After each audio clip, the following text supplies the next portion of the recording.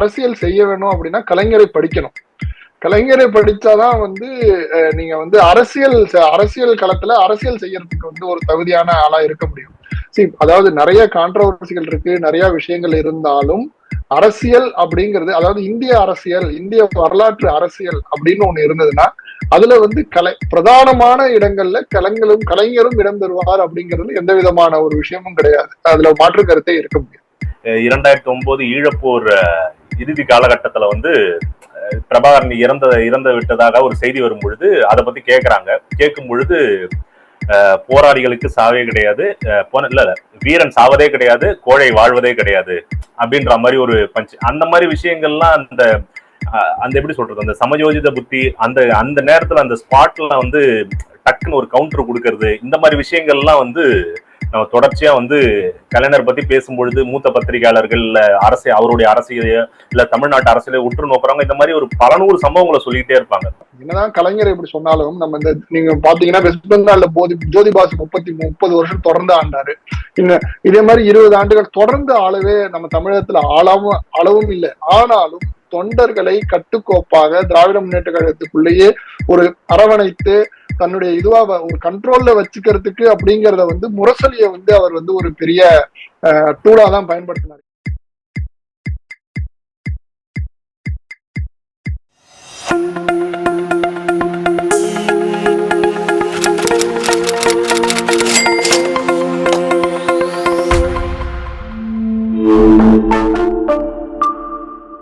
வணக்கம், இது அரசியல் கதைப்போமா, நான் உங்கரா.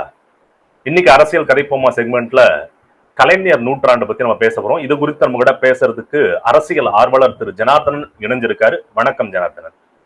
வணக்கம். கலைஞரை பத்தி பேசுறதுக்கு நிறைய விஷயங்கள் இருக்கு. நிறைய விஷயங்கள் பத்தி, அவருடைய அரசியல் பத்தி பேசலாம், அவருடைய எழுத்து உலகத்தை பத்தி பேசலாம், அவருடைய பத்திரிகை பயணங்களை பத்தி பேசலாம், நிறைய விஷயங்கள் பேசலாம். உங்களுக்கு கலைஞர் அப்படின்னு சொன்ன உடனே நீங்க உங்களுக்கு வர முக்கியமான விஷயம் என்ன? 100 ஆண்டுகள் ஆயிடுச்சு அவர் பிறந்து. அவர் இறந்து ஆக்சுவலி வந்து சில ஆண்டுகள் கடந்துருச்சு. இன்னமும் வந்து தமிழ்நாடு அரசியல்ல அவர் முக்கிய பேசுபொருளா இருக்காரு. இந்திய அரசியலே ஒரு குறிப்பிட்ட சதவீதத்துக்கு அவர் முக்கிய பேசுபொருளா இருக்காரு. நீங்க எப்படி பாக்குறீங்க? அரை நூற்றாண்டுகளாக இந்திய அரசியலில் ஒரு தவிர்க்க முடியாத ஆளுமைதான் வந்து கருணாநிதி அவர்கள்.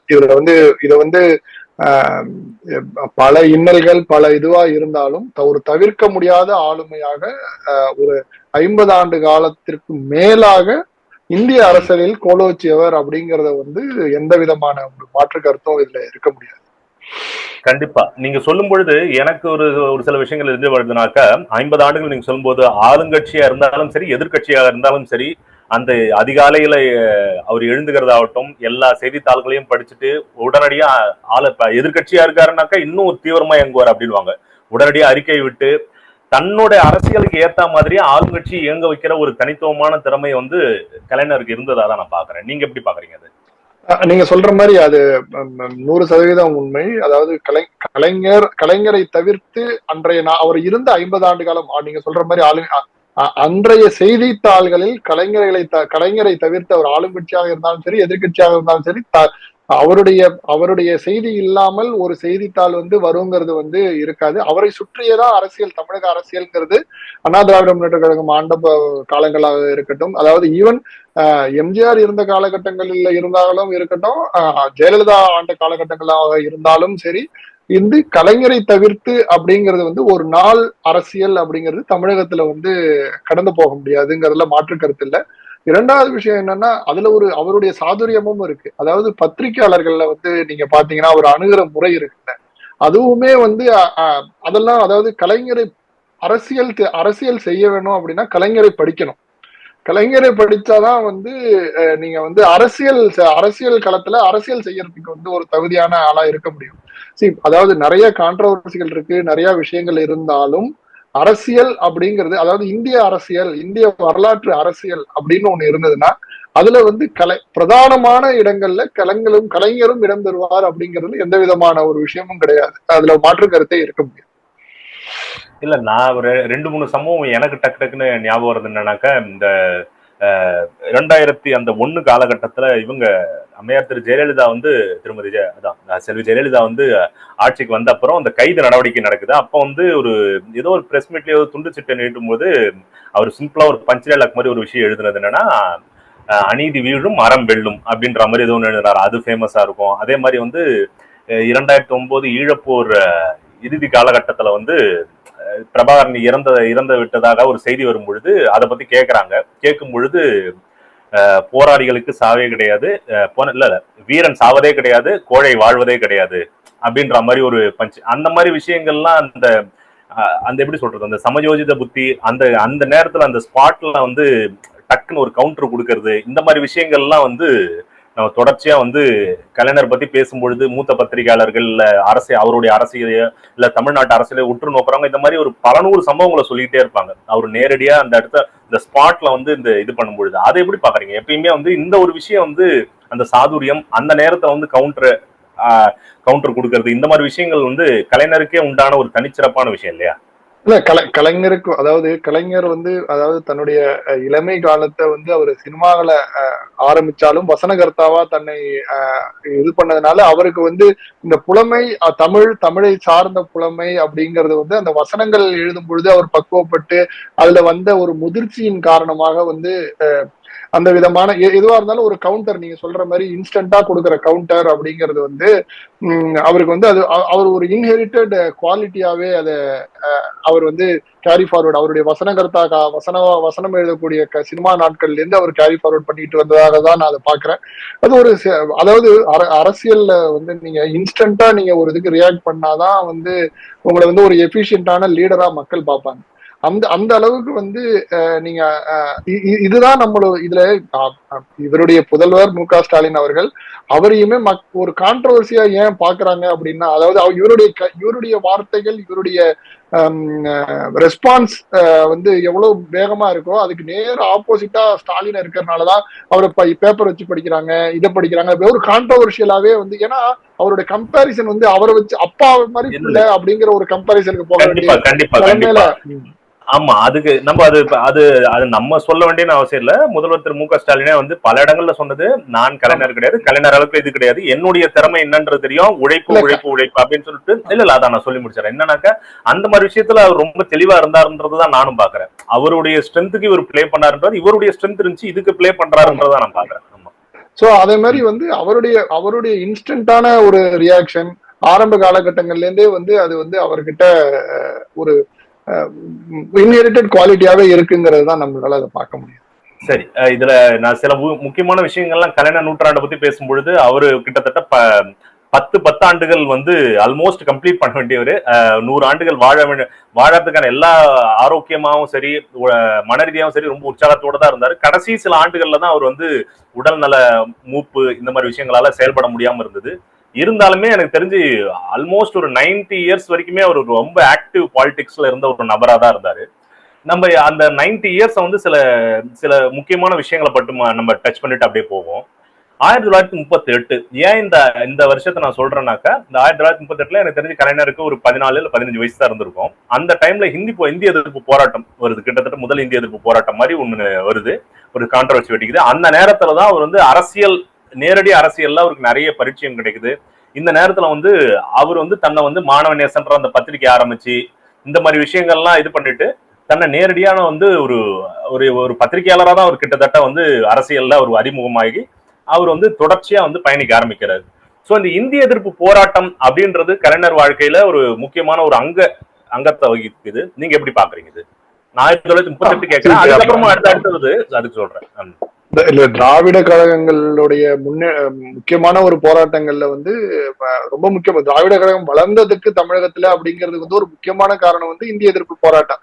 அதை வந்து மக்கள் கிட்ட கொண்டு வந்து அதை மக்கள் கிட்ட பிரசித்திப்படுத்த வச்சு அதன் மூலமாக வந்து மக்கள்கிட்ட ஒரு பாப்புலாரிட்டிங்கிறத கொண்டு வந்ததுங்கிறது ஒரு முக்கிய பங்கு வந்து இந்திய எதிர்ப்பு போராட்டம் இருக்கு. அதுல கலைஞரின் பங்குங்கிறதும் வந்து தவிர்க்க முடியாத ஒரு இதுவாதான் நான் பாக்குறேன். ஆமா, அந்த கள்ளக்குடி கொண்ட கருணாநிதினு சொல்லிட்டு இவருடைய நம்ம நாகூர் அனிஃபாவுடைய பாடல்கள்லாம் வந்து இன்னைக்கும் திமுக மேடைகள்ல உழைக்கிற ஒரு முக்கியமான பாடலா தான் இருக்கு. அதுக்கப்புறம் பாத்தீங்கன்னா 1942 வந்து முரசொலி ஆரம்பிக்கப்படுது. இன்னும் அவருடைய இறுதி காலம் வரை அவர் தொடர்ச்சியா கட்டுரைகள் எழுதி திமுக தொண்டர்களுக்கு கடிதம் வாயிலாகவும் என்ன சொல்றது கேள்வி பதில் பாணியிலையும் தொடர்ச்சியா திமுக தொண்டர்களை வந்து எப்படி சொல்றது உயிர் போட வச்சிருந்ததுல முக்கியமான ஒரு பங்கு வந்து முரசொலிக்கு இருக்கு.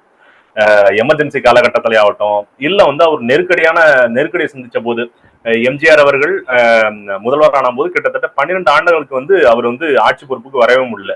மற்ற எந்த கட்சியாக இருந்தாலும் அந்த அளவுக்கு உயிர் போட இருந்திருக்குமா, இல்ல எதிர்கட்சி அந்த அளவு செயல்பட்டு இருக்குமான்லாம் பார்க்கும்பொழுது தொடர்ச்சியாக தன்னுடைய சொல்லாற்றல் பேச்சாற்றல் தாண்டி இந்த முரசொலின்ற ஒரு விஷயத்தின் மூலமா தொடர்ச்சியா பிரச்சாரம் பண்றாரு. அவர் கருத்துக்களை நேரடியா திமுக தொண்டர்களுக்கு எடுத்துட்டு போனாரு.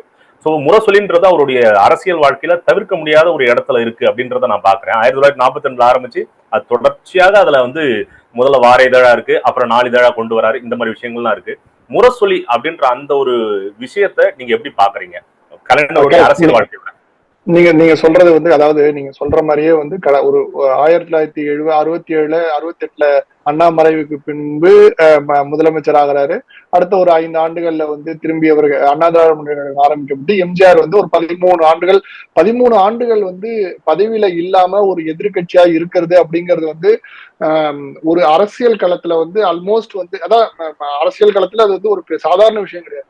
அந்த மக்கள், அதாவது தொண்டர்களை கட்டுக்கோப்பா வச்சு கொண்டு வருது அப்படின்னா டெய்லி காலையில உடன்பிறப்பேன்னு ஒரு லெட்டர் அந்த முரசொலியை வாங்கி உடன்பிறப்பு கலைஞர் இன்னைக்கு என்ன சொல்றாரு அப்படின்னு பாக்குறதுக்காக பார்த்து அதை லைவா வச்சு, அதாவது நம்ம என்னதான் கலைஞர் இப்படி சொன்னாலும் நம்ம இந்த நீங்க பாத்தீங்கன்னா வெஸ்ட் பெங்கால்ல ஜோதி பாசு 30 வருஷம் தொடர்ந்து ஆண்டாரு.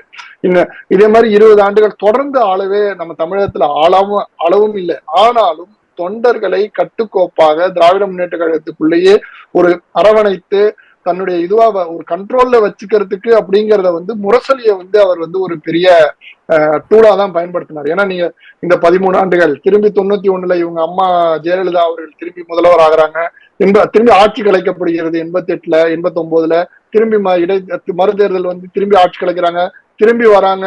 சோ இப்படி 5 ஆண்டுகள் விட்டு விட்டு வந்த பொழுதுமே அந்த ஒரு கட்டுக்கோப்பான ஒரு கட்சியை வழிநடத்த செல்றதுக்கு வந்து ஒரு மிகப்பெரிய ஆயுதமாக முரசொலி அவர் பயன்படுத்திக்கிட்டாருங்கிறதுல வந்து மாற்று கருத்தே இருக்க முடியும். கட்டாயமா. அடுத்து நம்ம முக்கியமான ஒரு அவருடைய தனிப்பட்ட வாழ்க்கையிலும் சரி அரசியல் வாழ்க்கையிலும் சரி எம்ஜிஆர் அப்படின்ற ஒரு நபருடைய இது வந்து தவிர்க்கவே முடியாது.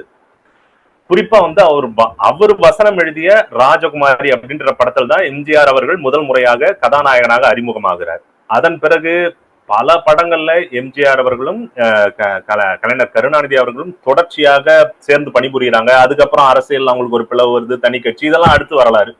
இந்த ஆரம்ப காலகட்டத்துல 2 பேருக்கும் மிகப்பெரிய நட்பு இருந்ததை பார்க்க முடியுது. குறிப்பா எம்ஜிஆர் அவர்கள் காங்கிரஸ் சார்ந்த ஒரு அபிமானியா தான் இருந்திருக்காருன்றத நம்ம வந்து அவருடைய ஏர்லி ஸ்டேஜஸ் ஆஃப் லைஃப்ல இருந்து புரிஞ்சுக்க முடியுது. அவரை திராவிட இயக்கம் பக்கம் ஈர்த்து கொண்டு வந்ததுல முக்கியமான ஒரு பங்கு வந்து கலைஞர் அவர்களுக்கு இருக்கிறதா நான் பாக்குறேன்.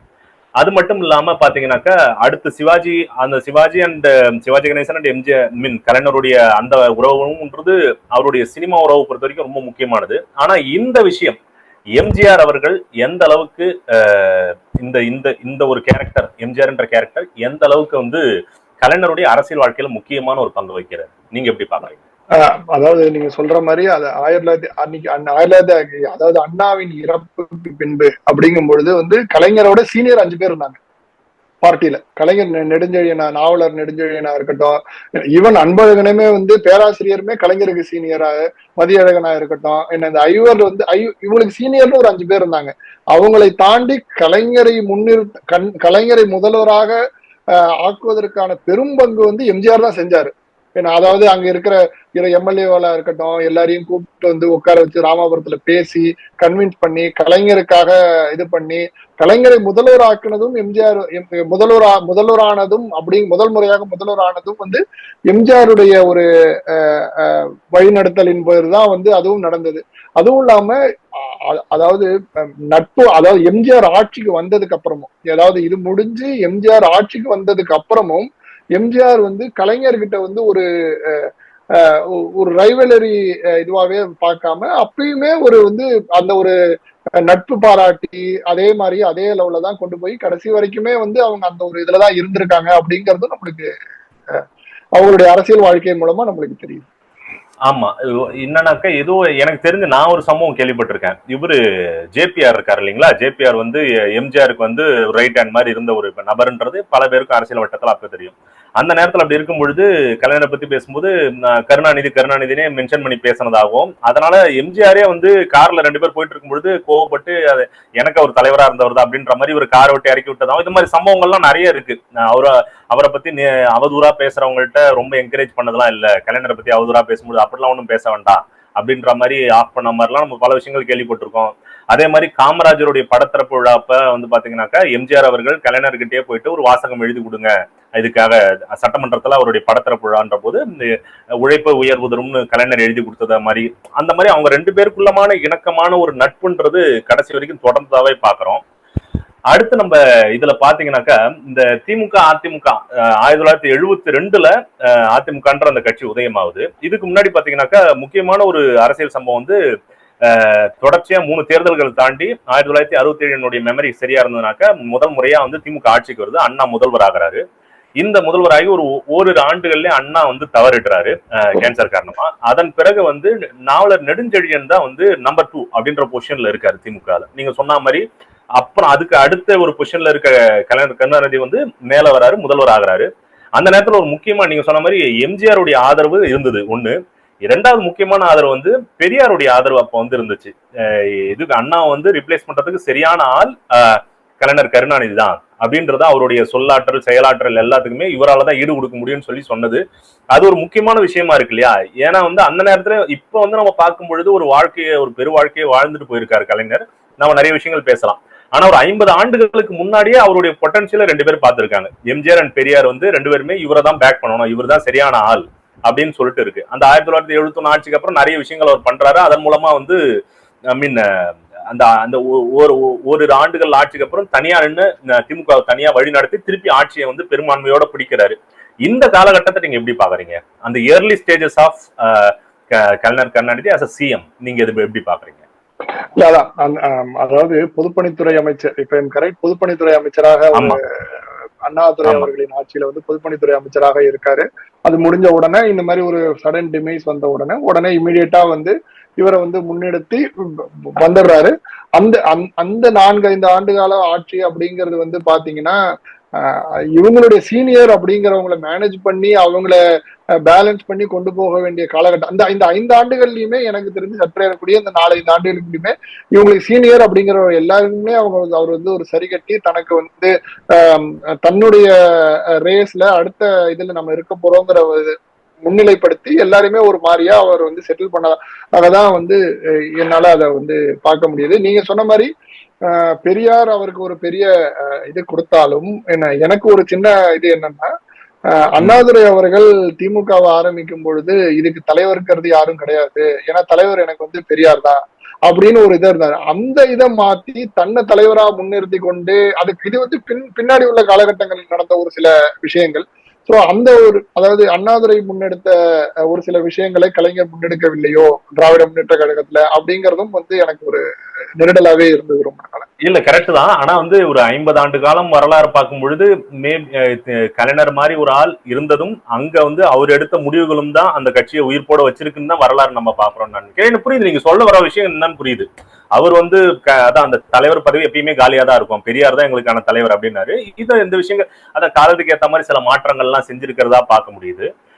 இதுக்கப்புறம் பாத்தீங்கன்னாக்கா கலைஞருடைய முக்கியமா அரசியல் வாழ்க்கையை செதுக்குனதுல ஒரு முக்கியமான சம்பவம் வந்து 1975 எமர்ஜென்சி டைம். இந்த எமர்ஜென்சி டைம்ல பாத்தீங்கன்னா அப்ப ஆக்சுவலி வந்து எம்ஜிஆர் வந்து இந்திரா காங்கிரஸ்க்கு ஆதரவா இருக்காரு.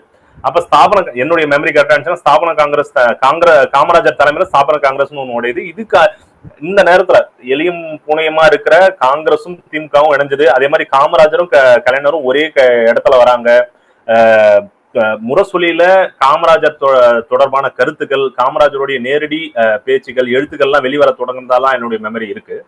சோ இந்த எமர்ஜென்சி டைம்ல அப்பதான் வந்து இவர் வந்து இந்த வெண்டைக்காய் சாம்பார் வைக்கிறது எப்படி இப்படின்ற மாதிரி இந்த கிண்டல் கேலியோட எழுதின விஷயங்கள்.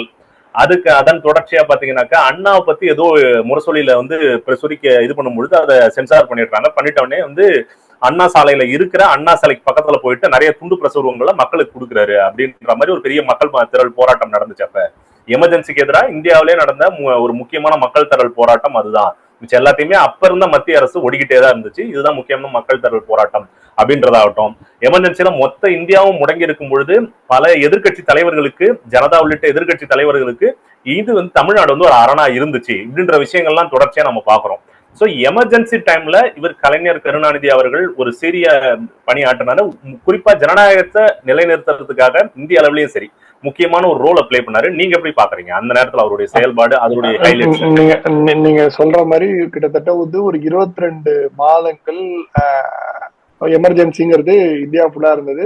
அனைத்து விதமான கருத்து சுதந்திரங்களும் வந்து பறிக்கப்பட்ட காலகட்டம் அது காங்கிரஸ் ஆட்சியில. அதாவது அந்த அம்மா ஆக்சுவலா என்னன்னா, சொல்ல போனா சிம்பிளான ஒரு விஷயம், 1971 அவங்க வென்ற வெற்றி வந்து கிடையாது அப்படின்னு தள்ளி வச்சுட்டாங்க. 1975 அதோட தீர்ப்பு வருது. அந்த தீர்ப்பை வந்து செட் பண்ணணும் அப்படிங்கிறதுக்காக ஆட்சியை கழிச்சு எமர்ஜென்சியை கொண்டு வந்து ஒரு 22 ஆண்டு காலம் எல்லாரையும் முடக்கி 1997 வரைக்கும் அது இருந்துச்சு. நீங்க சொல்ற மாதிரி ஈவன் எல்லாரும் அனைத்து மக்களுமே சிறைக்கு, அனைத்து விதமான கட்சிகளுமே காங்கிரஸை தவிர்த்த அனைவருமே வந்து அதுல வந்து பெரிய இது பண்ணாங்க. அதே மாதிரி முன்னெடுத்த கலைஞர் தமிழகத்துல முன்னெடுத்தது அப்படிங்கிற மாதிரி எமர்ஜென்சியை எதிர்த்து பண்ணணும் அப்படிங்கும்போது அன்னைக்கு அவர் கையில இருந்தது ஒரே ஒரு இது வந்து என்னன்னா, எம்ஜிஆர் எதிர்த்து அரசியல் பண்ணி ஆகணும். எம்ஜிஆர் வந்து இந்திரா காந்தி அம்மையாரோட தான் அந்த கவர்மெண்ட்ல ஃபார்ம் பண்ண கவர்மெண்ட்ல இருந்தாங்க. சோ எம்ஜிஆர் பண்ணணுங்கும் பொழுது அல்டிமேட்டா எமர்ஜென்சியை எதுக்கணுங்கிற அது அரசியல், அந்த சூழ்நிலைக்கு அது தேவை அப்படிங்கிறதையும் இது பண்ணாரு. இதே கலைஞர் தான் பின்வரும் காலகட்டங்கள்ல நேருவின் மகளே வருக, நிலையான ஆட்சி தருகன்னு சொல்லி இந்திரா காந்தி பார்க்கும்பொழுது அப்ப ஜனதா கட்சிகள் இவங்க கூட்டணி கட்சிகள் ஆட்சி அமைக்கும் போது நிலையான ஆட்சி இல்ல, அது வந்து பெரிய ஸ்திரமற்ற தன்மையை கொடுத்துன்ற போது இந்த மாதிரி ஒரு ஸ்டாண்ட் எடுத்தாரு. இதுவும் நடந்துச்சு.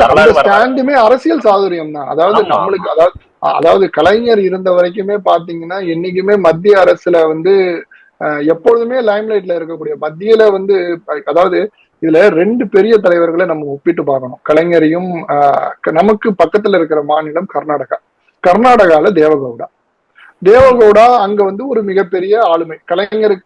கலைஞருடைய வயதை ஒத்த, கலைஞருடைய அரசியலை சார்ந்த ஒரு மிகப்பெரிய ஒரு ஆளுமையாக இருந்தவர் தேவகவுடா. 1996 என்ன ஒரு வாய்ப்பு வருது. அதாவது தேவகவுடா மத்தியில போய் நான் பிரதமர் ஆகிறேன்னு போறாரு. ஒரு மாநில கட்சியுடைய ஒரு தலைவர். அவருக்கு அவர் ஒன்றும் அன்னைக்கு ஒன்றும் பெரிய ஒரு ஓட் பேங்க் கையில வச்சுக்கல. அப்ப தான் வந்து போயிடுறாரு. ஆனா அந்த வாய்ப்புகள் திராவிட முன்னேற்ற கழகத்துக்கு கலைஞருக்கு எப்பயுமே இருந்தது. ஆனாலும் கலைஞர் வந்து ஸ்டேட் லெவல்ல இருக்கிற பார்ட்டியை தான் நம்ம எப்பொழுதுமே, அதாவது இது வந்து தேவகவுடாவின் மகன் குமாரசாமி அவர்கள் ஒரு பேட்டியில வந்து தெளிவாவே சொல்லியிருக்காரு. நாங்க பண்ண மிகப்பெரிய தப்பு வந்து எங்களுடைய ஸ்டேட் பாலிடிக்ஸை விட்டுட்டு நாங்க சென்ட்ரலுக்கு போனது ஸ்டேட்ல எங்களுடைய ஸ்திரத்தன்மையை இழந்துட்டோம் அப்படிங்கிறது. அதை வந்து நாங்க வந்து திமுகவை பார்த்து கத்துக்கணும், கலைஞரை பார்த்து கத்துக்கணும். ஏன்னா கலைஞர் வந்து என்னைக்குமே மத்திய இதுல வந்து பங்கெடுப்பாரே தவிர மத்தியில போய் நாங்க வந்து நான் பிரதமர் ஆவேன், நான் துணை பிரதமர் ஆவேன், மத்தியில பங்கெடுப்போம், மத்தியக்கு ஆதரவு கொடுப்போம், அவங்க வந்து தன்னுடைய ஸ்டேட் லெவல்ல இருக்கிறத வந்து ரீட்டைன் பண்ணிக்கிட்டாங்க. அதை வந்து நாங்க தவறந்துட்டோம். பக்கத்துல இருந்துமே எங்களால அதை கவனிக்க முடியாம இன்னைக்கு நாங்க ஆட்சியை இருந்து ஒரு மைனாரிட்டி கட்சியாக இருக்கோம் அப்படிங்கிற அளவுக்கு சொன்னாங்க. இந்த கம்பேரிசன்ங்கிறது வந்து கலைஞரை பார்க்கும் பொழுது ரொம்ப ஆப்டா இருக்கும். கொஞ்சம் நம்ம எமர்ஜென்சி வந்துட்டோம். அதுக்கு முன்னாடி ஒரு ரெண்டு விஷயத்தை மட்டும் டச் பண்ணிடணும்னு நினைக்கிறேன். 1972 முக்கியமான ஆண்டு கலைஞருடைய அரசியல் வாழ்க்கையில. ஏன்னா வந்து அதிமுகன்ற ஒரு கட்சி இப்ப உதயமாகுது. எம்ஜிஆர் வந்து தனி கட்சி ஆரம்பிச்சாரு. திமுகவுடைய முக்கியமான பிரச்சார பீரங்கியா இருந்த எம்ஜிஆர் திரையிலையும் சரி, திரைக்கு பின்னாடியும் சரி, திரையில வந்து தொடர்ச்சியா நான் பல படங்கள்ல நான் பார்த்திருக்கேன். உதயசூரியன் தான் அவர் பேர் வச்சுப்பாரு. அதே மாதிரி பாத்தீங்கன்னாக்கா சிவப்பும் கருப்பும் தான் அவருடைய உடையா இருக்கும். அன்பே படத்தெல்லாம் இன்னமும் நல்லா இருக்கு, ஞாபகம் இருக்கு. அந்த மாதிரி ஒரு பாலிடிக்ஸ் அவர் முன்னெடுத்தாரு. அப்படிப்பட்ட ஒரு எம்ஜிஆருக்கு இன்னை வரைக்கும் அதோடைய பிளவுக்கான உண்மையான காரணங்கள் வந்து அந்த 2 நபர்களுக்கு தான் தெரியும்னு நினைக்கிறேன். இருந்தாலும் சொல்லப்படுறதுன்னா, இவர் சுகாதாரத்துறை அமைச்சர் பொறுப்பை கேட்டதாகவும், அந்த நேரத்துல வந்து நீங்க வந்து நடிகரா இருந்துட்டு இது இருக்க முடியாது, நடிகரா இருக்காதீங்க, இங்க வந்துருங்க, முழு நேரம் அரசியலுக்கு வந்துருங்க, நான் கொடுக்குறேன் அப்படின்ற பொழுது, இல்ல நம்மளுக்கு நடிகரால்னா பாப்புலாரிட்டி இருக்காதுன்னு எம்ஜிஆர் அவர்கள் நினைச்சதாகவும், அதனால வந்த மனஸ்தாபங்கள் தான் பிளவுக்கு வழிவகுத்துது அப்படின்லாம் நம்ம சொல்லப்படுது. இது எல்லாமே ஊடகமா சொல்லப்படுற சில விஷயங்கள் தான், நம்மளுக்கு ஊகங்களா சொல்லப்படுற சில விஷயங்கள் தான். எந்த அளவுக்கு உண்மைன்னு தெரியாது. ஆனா இப்படி ஒரு இதெல்லாம் இருக்கு. 72 காலகட்டம் தனியா வந்து கட்சி ஆரம்பிக்கிறார் எம்ஜிஆர் அதிமுகன்னு. அடுத்து வந்து 1979 பாத்தீங்கன்னாக்கா ஒரு முக்கியமான அரசியல் நிகழ்வு நடக்குது. பிஜு பட்நாயக் இன்னைக்கு வந்து ஒடிசால சிஎம் இருக்கிற அவர் நவீன் பட்நாயக் அப்பா நினைக்கிறேன். ஆமா, அவருடைய இங்க வந்து அவர் ஜனதா தளத்துடைய முக்கியமான தலைவரா இருக்காரு. சரிங்களா? அந்த இடத்த வந்து 79 அதிமுகவின் திமுகவையும் இணைக்கிறதுக்கான ஒரு பேச்சுவார்த்தை நடத்துறாரு. அப்ப கலைஞர் எம்ஜிஆர் நேர்ல வந்து அது கலந்துக்கிறாங்க. அது ஆல்மோஸ்ட் வந்து சைன் ஆகி ஓகே கட்சி கூடி அதிமுக கூடி பேர் திமுக பேரு இப்படின்ற ஒரு விஷயங்கள்லாம் வந்து ஒரு எம்ஓயூவே சைன் ஆகிற நேரத்துல கடைசியில வந்து ஒரு நாள் கழிச்சு எம்ஜிஆர் ஏதோ ஒரு அப்போ சொல்லப்படுறது என்னன்னா டெல்லியில இருந்து அவருக்கு ஒரு கால் வந்திருக்கு. அந்த நேரத்துல வந்து இல்ல தனியாவே இருக்குன்னு சொன்னதாகவும் அதனால வந்து இந்த இணைப்பு பேச்சுவார்த்தையை விட்டாரு. ஒருவேளை வரலாறு எப்படி மாறி இருக்கும்னு தெரியாது 79 இணைஞ்சிருந்தா. சோ அப்படி ஒரு இன்ட்ரெஸ்டிங்கான ஒரு விஷயம் நடக்குது. அதனுடைய எப்படி பாக்குறீங்க அந்த 1972 79 ரொம்ப தீவிரமா காட்டமா திமுக அதிமுகன்ற போட்டி களத்துல இருந்துச்சு. எம்ஜிஆர் வந்து இதுல ஒரு முக்கியமான விஷயம், எமர்ஜென்சிக்கு அப்புறம் நடந்த நாடாளுமன்ற தேர்தலில் இந்திரா காந்தி தலைமையிலான காங்கிரஸ் படுதோல்வி அடைஞ்சாலும் இந்திய அளவுல தமிழ்நாட்டுல பெருவாரியான இடத்துல பிடிக்கிறாங்க. எதுக்காங்கன்னா அதிமுகவோட கூட்டணி எம்ஜிஆருடைய பலத்தால பிடிக்கிறாங்க. இப்படி ஒரு விஷயமும் நடக்குது. 77 நினைக்கிறேன், என்னுடைய மெமரி சரியா இருந்துச்சுன்னா. சோ இது வந்து இப்படி விஷயங்கள்லாம் நடந்துட்டு இருக்கு. இந்த காலகட்டத்தை நீங்க எப்படி பாக்குறீங்க? இல்ல, அது நீங்க சொல்ற மாதிரி பிஜு பட்நாயக் வந்து ரொம்ப ட்ரை பண்ணி அவர் வந்து 2 பேரையும் சேர்க்கணும்னு முடிவெடுத்து எல்லாம் பண்ணி 2 பேர்கிட்டையும் பேச்சுவார்த்தை நடத்தி எல்லாமே சுமூகமாக பண்ணாரு. பட் எம்ஜிஆரை பொறுத்த வரைக்கும் என்னன்னா, அன்னைக்கு ஒரு இதுல ஆரம்பிச்சிட்டோம், நம்மளுக்கு வந்து அதுக்கப்புறம் ஃபர்தரா அதை நடத்தணுங்கிற ஒரு அபிப்பிராயம் இல்லாமதான் எம்ஜிஆரை பொறுத்த வரைக்கும் அதாவது தலைவர்கள் வந்து என்னைக்குமே வந்து உருவாக்கப்படுவது இல்லையா, அவர்களே உருவாகி இருப்பாங்க. எங்கேயாவது நம்ம ஐடென்டிஃபை அவங்களா ஒரு நாளைக்கு வரும்பொழுதுதான் தலைவர்கள் வந்து கண்ணுக்கு தெரிவாங்க. அந்த மாதிரி உள்ள எம்ஜிஆர் தான். ஸோ 79 அது வந்து ஒரு சின்ன ஒரு ஆல்மோஸ்ட் நீங்க சொல்ற மாதிரி முடிஞ்சு போன ஒரு விஷயம். இணைப்பு முடிஞ்சு இணைப்புக்கு அப்புறம் வந்து இது பண்ண வேண்டியதான். இதுல வந்து இன்ஃபுளுயன்ஸ் அப்படிங்கிறது பாத்தீங்கன்னா அன்றைய காலகட்டங்கள்ல அதுல வந்து பெரிய அளவுல மத்திய அரசுல இருந்து, அதாவது இந்திரா காந்தியுடைய இன்ஃபுளுயன்ஸ் இருந்து அந்த வேண்டாம் அப்படிங்கிற ஒரு டிசிஷன்ல தான் வந்து பேக் அவுட் ஆகினாங்க அப்படிங்கிற மாதிரி பரவலாக எல்லாரும் பேசி நான் கேள்விப்பட்டிருக்கேன். கட்டாயமா. இதுக்கப்புறம் பாத்தீங்கன்னாக்கா எம்ஜிஆர் நீங்க சொல்ற மாதிரி 12-13 ஆண்டுகள் தொடர்ச்சியா ஆட்சியில் இருக்காரு. இந்த 71 அவர் ஆட்சி கலைஞருடைய முதல் ஆட்சி காலம் நேரடியா நின்று திமுக வழி நடத்தி ஜெயிச்ச அப்புறம் அந்த 5 ஆண்டு காலம் எமர்ஜென்சி அப்ப டிஸ்மிஸ் செய்யப்படுது. அதுக்கப்புறம் வந்து நடந்த சட்டமன்ற தேர்தலை பொறுத்த வரைக்கும் எம்ஜிஆர் அவர்கள் அதிமுக ஆட்சி கொண்டு வந்து 12-13 ஆண்டுகள் 3 தேர்தல் நினைக்கிறேன், என்னுடைய 3 தேர்தலில் ஜெயிச்சு அவர் இறக்கும் வரை வந்து ஆட்சியில் இருக்காரு.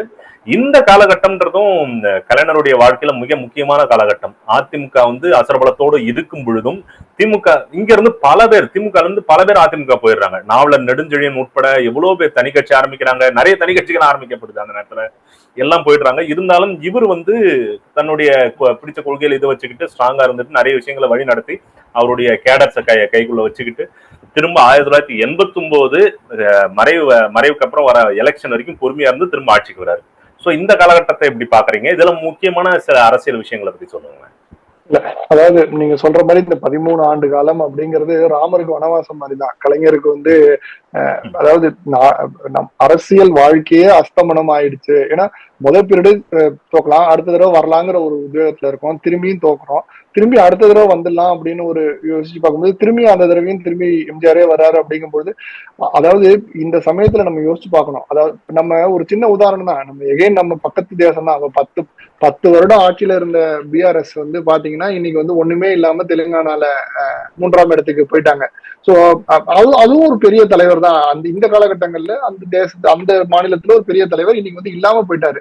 ஆமாமா, 2004 அப்ப வந்து காங்கிரஸ் கூடயே இருந்து பிரிச்சவனே காங்கிரஸோட கூட்டணி முடிவு செஞ்சுட்டு இங்க வந்து தலையா நிக்கிறாரு. அந்த அளவுக்கான ஒரு அரசியல் காய் நகர்த்தல் கேசிஆர் செஞ்சாரு அப்ப.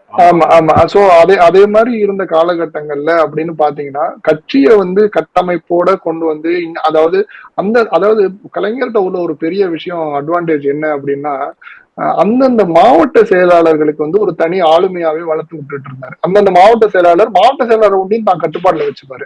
அதாவது நீங்க உதாரணத்துக்கு பாத்தீங்கன்னா இப்போ சேலத்தை பாத்தீங்கன்னா வீரபாண்டி ஆரம்பம் அவரை வளர்த்து விட்டுருவாரு. வயலூரை பாத்தீங்கன்னா ஒரு துரைமுருகன்.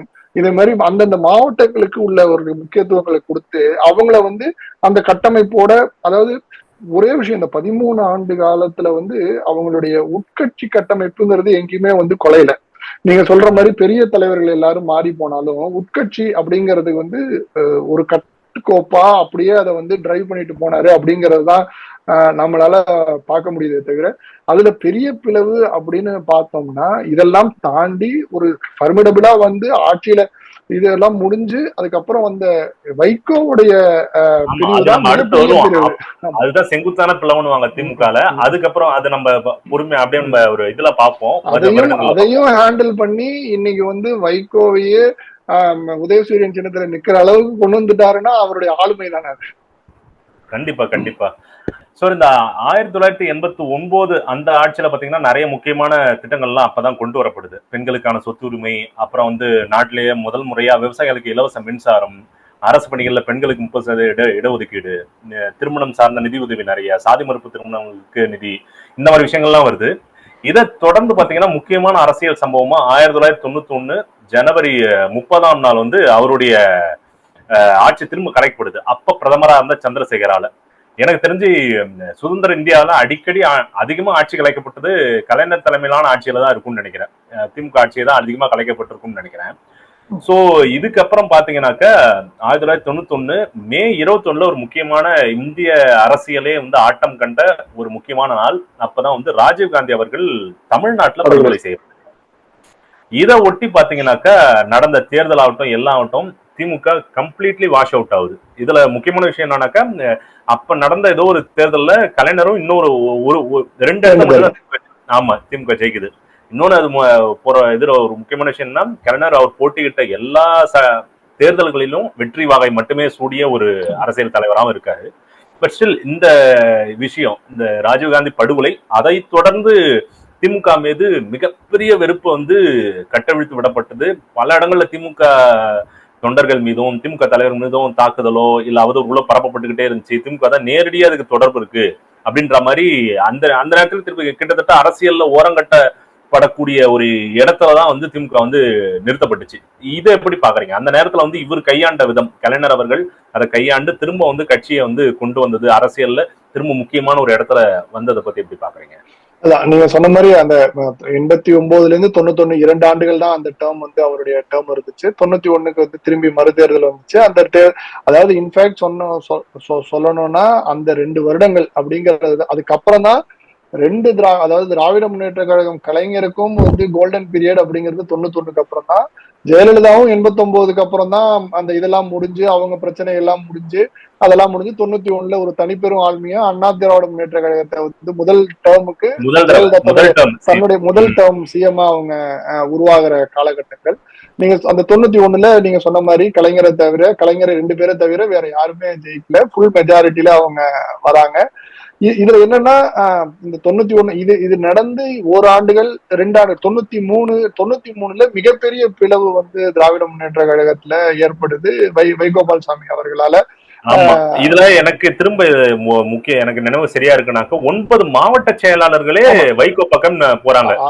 அதாவது அதுல இது ஒரு முக்கியமான விஷயத்த நாங்க பதிவு பண்ணோம். அதாவது மோஸ்ட் ஆஃப் தி ப்ராமினன்ட் மாவட்ட செயலாளர்கள் நீங்க சொல்லக்கூடிய அத்தனை பேருமே வந்து இதுல இருந்து கிளம்பி வைகோவோட போறாங்க.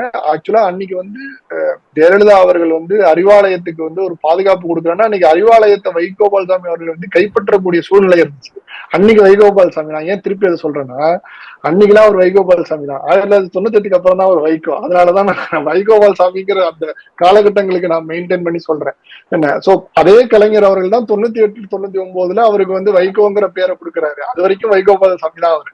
சோ அவர் வந்து 93ல அந்த பிளவை ஏற்படுத்தி கட்சியை பிளவுபடுத்தி வந்து அடுத்த 2 ஆண்டுகள்ல சாதுரியமான ஒரு முடிவை எடுக்கிறாரு.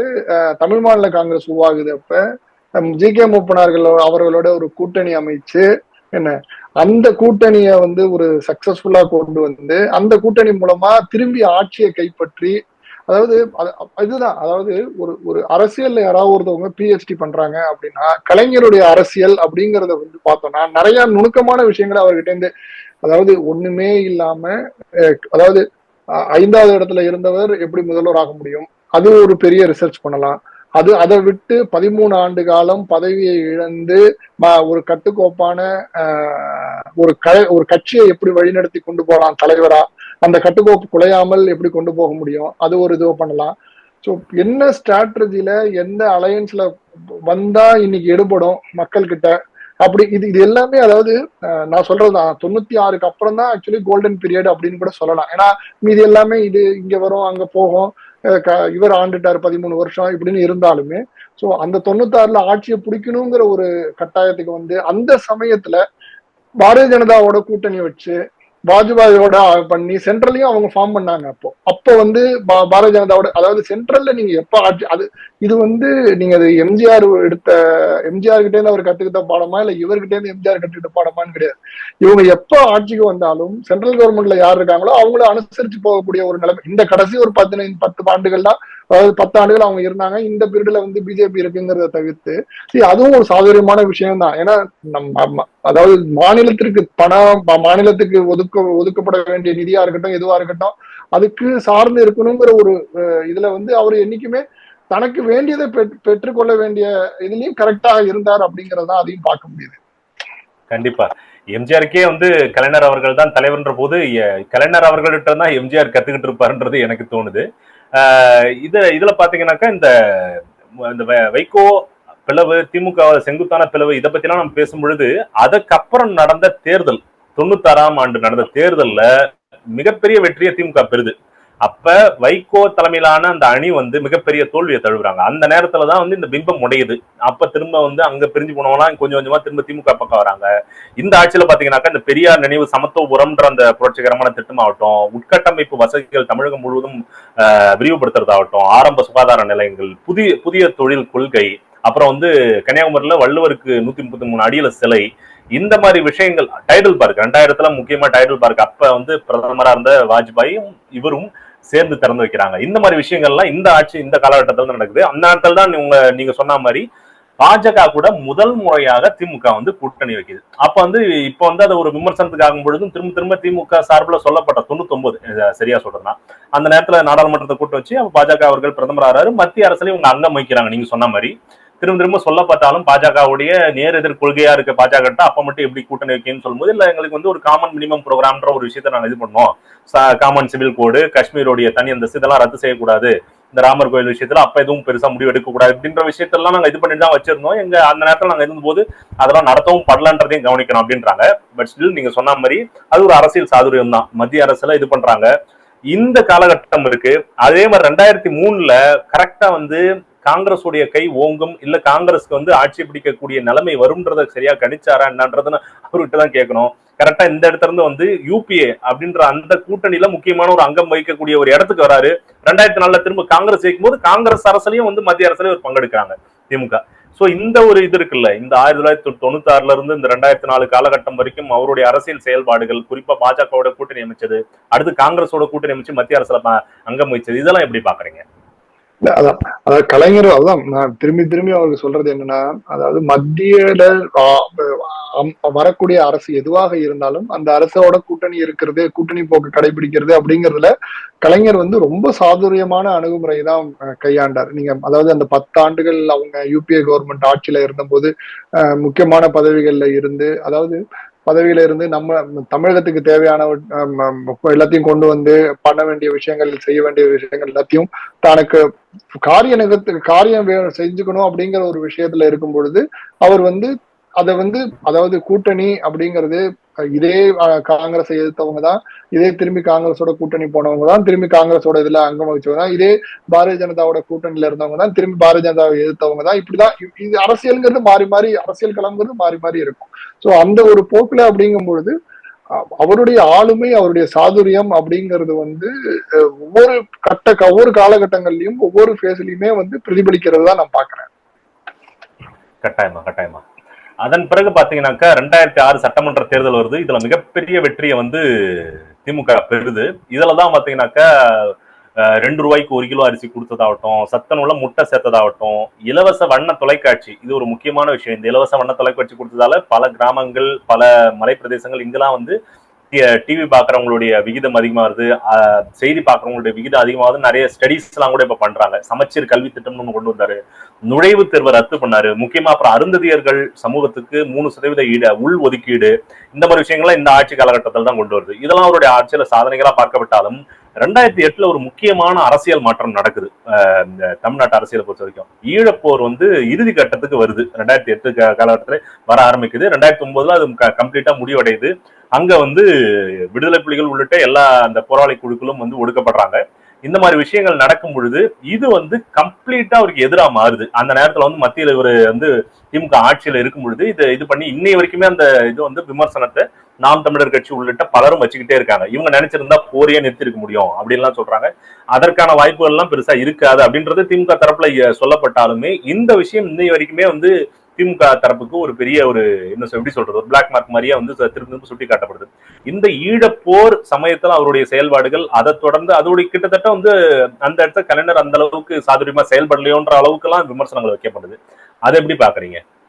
அது எனக்குமே வந்து அதுல ஒரு மாறுபட்ட கருத்து தான் உண்டு. அதாவது கலைஞர் வந்து ஈழப்போரை பொறுத்த வரைக்கும் பர்டிகுலரா அவர் காமித்த உத்வேகங்கள், அதாவது 80கள் 90கள் அவர் ஈழத்திற்காக அவர் கொடுத்த ஆதரவுகள் குரல்களை இது பண்ணிட்டு அவர் தான் ஆளுங்கட்சியா இருக்கும் பொழுது அப்படிங்கும் பொழுது ஒரு சாஃப்ட் பெடல் எடுத்துட்டாரோ அப்படிங்கிற ஒரு எண்ணம்ங்கிறது எல்லாரும் போலவே எனக்கும் உண்டு. அன்னைக்கு வந்து அவர் வந்து ஒரு ஸ்ட்ராங்கா கொடுத்திருக்க முடியும். அதாவது மத்தியில ஆட்சியில பங்குல இருக்காங்க அப்படிங்கும் பொழுது ஒரு இதற்கான குரலை ரொம்ப, அதாவது நிறைய கான்ட்ரவர்சி பேசினாங்க. காலையில அவர் வந்துட்டு மத்தியானம் வீட்டுக்கு வந்துட்டாரு அப்படிங்கிற மாதிரி எல்லாம் பேசினாலும் அவர் வந்து ஒரு இதற்கான ஒரு முன்னெடுப்பை எடுக்காம தான் வந்து ஒரு சாஃப்ட் பெடல், ஒரு சைலண்டா இருந்து இதை கடந்து போயிட்டாரு அப்படிங்கிறது தான் வந்து அததான் இன்றையளவும் நீங்க சொல்ற மாதிரி நாம் தமிழர் சீமான் அவர்கள் வந்து அதை வந்து எங்கள் இனத்திற்கு செய்த துரோகம், அவர்கள் துரோகம் செஞ்சுட்டாங்க அப்படிங்கறத இன்னி வரைக்கும் அதை முன்னெடுத்து இருக்கிறாங்க. அது வந்து விடை தெரியாத திமுகவின் ஒரு சில விடை தெரியாத பக்கங்களாக தான் அது வந்து இன்னைக்குமே இருக்குங்கிறது தான் என்னுடைய கருத்து.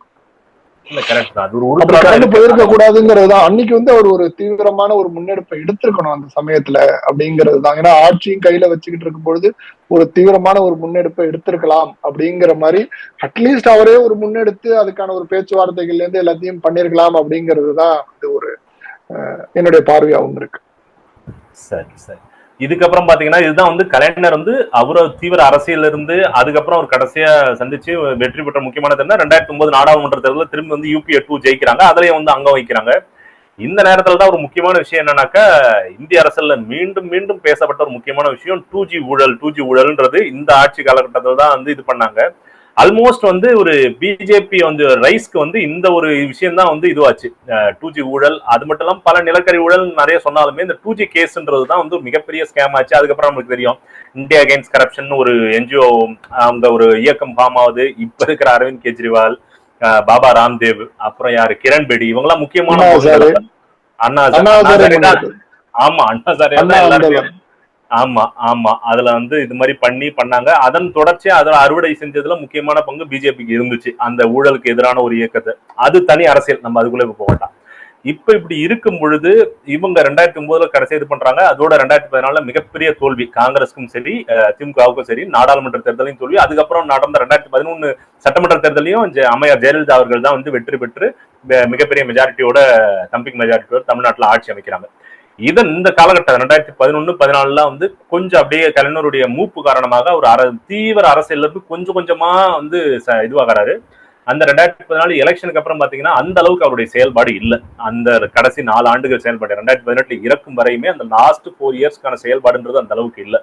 இந்த கடைசி காலகட்டத்து வரைக்கும் கூட அவருடைய அந்த 2014 இது வரைக்கும் வச்சுக்குமே, தேர்தல் வரைக்கும் வச்சுக்குமே, தொடர்ச்சியாக நிறைய விஷயங்கள் அவர் இது பண்ணாரு. அந்த கடைசி காலகட்ட செயல்பாடை நீங்க எப்படி பாக்குறீங்க இறுதி அவருடைய அரசியல் வாழ்க்கையில? அதான் அரசியல் காலகட்டத்துல அவருடைய, அதாவது அதை நம்ம எப்படி பார்க்கணும் அப்படின்னா, அதாவது கடைசி காலகட்டங்கள் அப்படிங்கறது சொன்னாலும் கடைசி காலகட்டங்களையுமே அந்த கட்சியை வந்து எந்த விதமான ஒரு தான் தலைமை இல்ல, தன் தலைமையை தவிர்த்து அடுத்த தலைமை போக போகுது. அதாவது என்னை பொறுத்த வரைக்கும், திமுகவை பொறுத்த வரைக்கும் நான் வந்து திமுகவுல கலைஞருடைய பவர் வந்து ஸ்டாலின் கிட்ட மாறினது அப்படிங்கிறது வந்து நான் வாரிசு அரசியலாக என்னைக்குமே பார்த்தது கிடையாது. என்னென்ன விஷயம்னா, அதாவது என்னைக்குமே, அதாவது கடைசி வரைக்குமே அவரு கட்சியில ஸ்டாலினை முன்னிறுத்தியதாக இருக்கட்டும், ஆட்சி கட்டமைப்புல வந்து ஸ்டாலினை முன்னிறுத்தியதாக இருக்கட்டும், படிப்படியா ஒவ்வொரு ஸ்டேஜா தான் அவரை வந்து அங்க வந்து தன்னுடைய மகன் அப்படிங்கிறதுனால, அதாவது இதுல நான் ஒரு சின்ன வேறுபாடு படுறேன். உதயநிதி வந்த மாதிரி ஸ்டாலினை வந்து அவ்வளவு எளிதாக கலைஞர் வந்து அரசியலுக்குள்ள நுழைச்சிடலைங்கிறத வந்து நம்ம பார்க்க முடியும். சோ அந்த பக்குவப்படுத்தி அந்த கடைசி 4 ஆண்டுகள் 5 ஆண்டுகள்ங்கும் போது அவருக்கு ஒரு செயல் தலைவர், ஸ்டாலினுக்கு ஒரு செயல் தலைவரை கொடுத்து அந்த கட்சியை வந்து எந்த விதமான சுணக்கமும் இல்லாம, எந்த விதமான ஒரு பிளவும் இல்லாம அதை அப்படியே வந்து அடுத்த தலைமுறைக்கு வந்து முன்னெடுக்கிறத கரெக்டா செஞ்சாரு அப்படிங்கிறத அப்படின்னா என்னுடைய அந்த ஒரு கடந்த ஒரு 3-4 ஆண்டுகள்ல எந்த விதமான சலனமும் இல்லாம கட்சி உடையும், கட்சி பிளவுபடும், இதெல்லாம் எதுவுமே இல்லாம ஒரு ஒரு உறுப்பினர் கூட திராவிட முன்னேற்ற கழகத்திலிருந்து வெளியேறாம ஒரு கட்சி தலைமையை மாற்றி கொடுத்து விட்டு ஒரு, அதுவுமே அவருடைய சாதுரியம் தான். இது நடக்குமா மத்த இடங்கள்ல அப்படின்னாலும் அதுவும் இன்னைக்குமே வந்து பாத்தீங்கன்னா நேரடி உதாரணமே இருக்கு நம்மளுக்கு. அதிமுக நேரடி உதாரணமே இருக்கு. ஜெயலலிதா அவர்கள் அதிமுகவை நம்ம வந்து வேற மாதிரி பார்க்கணும். இதுக்கு உதாரணமா பாத்தீங்கன்னு வச்சுக்கோங்க, நீங்க இன்னைக்கு பீகார்ல பாக்கலாம், லல்லு பிரசாத் யாதவ் கிட்ட இருந்து இன்னைக்கு தான் என்னதான் தேஜஸ்வி சூர்யா கையில எடுத்துக்கிட்டாலும் இன்னைக்கு அவரால் திரும்பி ஒரு ஆட்சி அமைக்க முடியல, திரும்பி தன்னால ரீகைன் பண்ண முடியல. இந்த எலெக்ஷன்ல எல்லாம் ஏதாவது பண்ண முடிஞ்சிடும், பண்ணலாம் அப்படிங்கிற ஒரு உத்வேகத்தோட வேலை பார்த்துக்கிட்டு இருக்காரு. போன எலெக்ஷனா இருக்கட்டும், அதுக்கு முன்னாடியா இருக்கட்டும், எப்படியா அது மாதிரி வர முடியல. சோ அகிலேஷ் யாதவ் இதே மாதிரி, அதாவது நான் சொல்றது என்னன்னா, இவங்க மாதிரி ஒரு டிரான்ஸ்பர்மேஷன், இந்த மாதிரி ஒரு டைனாஸ்டி பாலிடிக்ஸ் கிடையாது, இந்த மாதிரி ஒரு ஸ்மூத்தான ஒரு விஷயங்கள் அப்படிங்கும் பொழுது நடக்குதா அப்படின்னு பார்க்கும்பொழுது அது வந்து கொஞ்சம் கேள்விக்குரியா. இதே பாருங்கன்னா, இப்போ உத்தவ் தாக்கரே விஷயம் உடைச்சுக்கிட்டு தனியா போய், சோ இந்த மாதிரிலாம் இல்லாம எந்த விதமான சலனமும் இல்லாம திமுகவை ஒரு கட்டுக்கோப்பா வழி நடத்தி அதை வந்து ஸ்மூத்தா அடுத்த தலைமைக்கு கொடுத்திருக்காரு அப்படிங்கறத என்ன பார்க்க. உண்மைதான் நீங்க சொல்றது, நானும் ஏற்கிறேன் முழுசா. அதுல வந்து குறிப்பா என்னன்னாக்கா, கலைஞருடைய இன்னொரு மகனான மூக்க அழகிரி அவர்கள் மத்தியில் அமைச்சரா இருந்தாரு.